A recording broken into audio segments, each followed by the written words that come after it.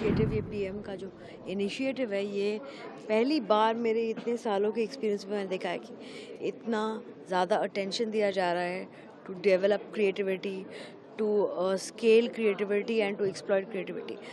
ये बहुत अच्छी चीज़ है। आई थिंक इट्स समथिंग जो काफ़ी टाइम से सोच रहे थे कि ऐसा कुछ होना चाहिए, नहीं हो गया है, तो I think it's very very good.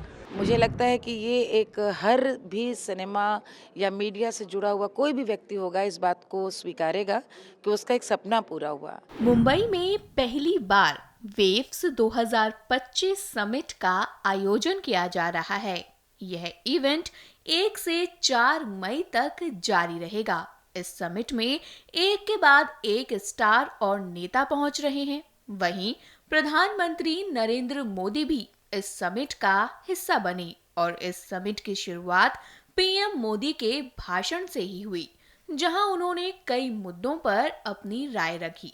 वहीं अब एकता कपूर से लेकर मालिनी अवस्थी जैसे कई जाने माने चेहरे यहां पहुंच रहे हैं, जहां इन नामी हस्तियों ने इस समिट पर अपनी खुशी को जाहिर किया और पीएम मोदी की जमकर तारीफ की। सुनिए इन लोगों ने क्या कहा।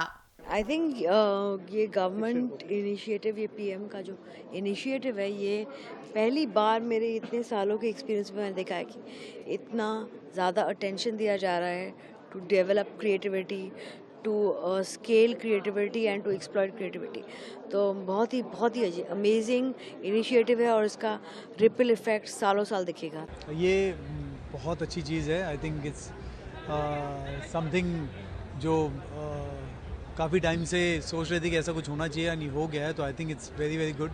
एंड इस तरीके का टेक्नोलॉजी मीट्स एंटरटेनमेंट और ये सारी चीज़ें जो है बायर सेलर और ये सारी चीज़ें जो एक ये बनाए, ये एक्चुअली बहुत अच्छी बात है हम लोगों के लिए, as a creator, as an entertainer, as a film maker.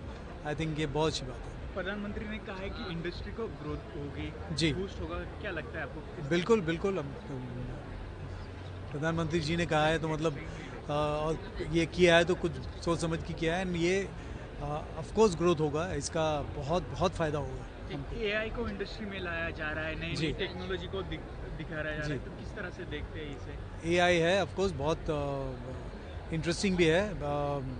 दोनों चीज़ें हैं, ख़राब भी हो सकती है, अच्छी भी हो सकती है, तो दोनों आपको देखना है कि किस तरीके से आपको उसको सही ढंग से लेके आना है उसको। Thank you. मुझे इतनी खुशी हो रही है कि इस तरह की एक शुरुआत हुई है जो बहुत पहले हो जानी चाहिए थी। कहानियाँ दुनिया भर में कही जाती हैं, लेकिन भारत की कथाएं, उन्होंने भारत को ही आज तक बचा के रखा है। हर प्रांत, हर अंचल में, हर भाषा, हर बोली में हजारों साल पुरानी कथाएं हैं। कहीं भी आप उठाकर देखें, दादी नानी की कहानी है, प्रेरक साहित्यकारों की कथाएं हैं, लेखकों की कथाएं हैं, लोक कथाएं हैं, और उन कथाओं के अनंत श्रोता हैं। लेकिन आज का समय उन कहानियों को जीवंत रूप से दिखाने का है। आज हम लोग अपने घर में वर्ल्ड सिनेमा की जब बात करते हैं तो हम कोरियन फिल्म्स, हम जापानीज़ फिल्म्स, हम एक वहाँ पर भाषा कहीं कोई मायने नहीं रखती। और मेरे मन में हमेशा से लगता था कि भारत का सिनेमा क्यों वैश्विक स्तर पे दूसरे देशों का असरा देखता है। तो मुझे बहुत खुशी है कि सरकार ने इसमें पहल की है और दमदार तरीके से की है।